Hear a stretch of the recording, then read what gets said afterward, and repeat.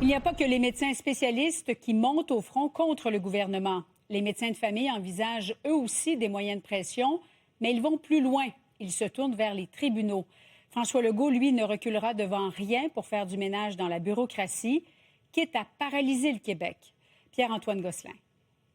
Moi, ce que je dis aux Québécois, c'est surveillez-nous dans les prochains mois. Il va y avoir des résultats. François Legault en fait la promesse. En entrevue avec Mario Dumont, il annonce ses intentions. Il y a des milliers d'emplois dans la bureaucratie, donc dans l'administration, qu'on doit enlever. Le premier ministre compte mettre la hache dans l'administration de l'État.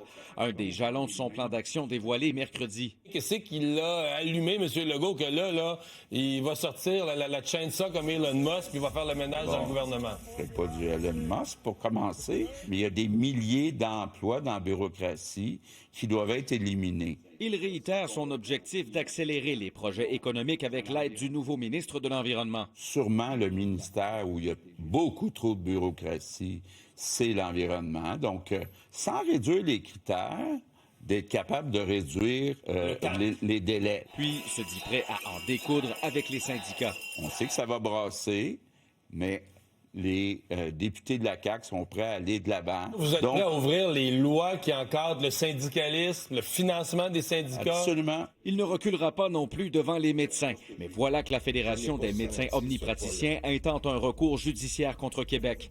Elle demande à la Cour de déclarer que le gouvernement a manqué à son devoir de bonne foi dans ses négociations. Rejette toujours le projet de loi qui lie la rémunération à des indicateurs de performance. On veut que les tribunaux puissent forcer le gouvernement à s'asseoir de bonne foi, négocier au bénéfice de la population, au bénéfice d'améliorer l'accès. On se compare avec d'autres provinces, on n'a pas autant de personnes qui sont prises en charge. La FMOQ n'exclut pas des moyens de pression, comme ceux des médecins spécialistes qui entrent en vigueur lundi. De faire mal à des étudiants qui sont en stage dans les hôpitaux, je peux pas croire que Lucien Bouchard supporte ça. C'est un gouvernement en perte de vitesse qui crée des ennemis, dans le fond, pour pouvoir dire « j'ai réussi à mettre les médecins au pas ». Malgré l'impopularité actuelle de la CAQ, le premier ministre persiste. Non, pas du tout. Je vais être là en octobre 2026. Et promet à nouveau. On va le voir dans les prochains mois. Il va y avoir des résultats, des actions très concrètes.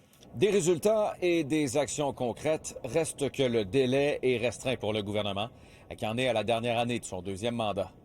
Pierre-Antoine Gosselin, TVA Nouvelles, Québec.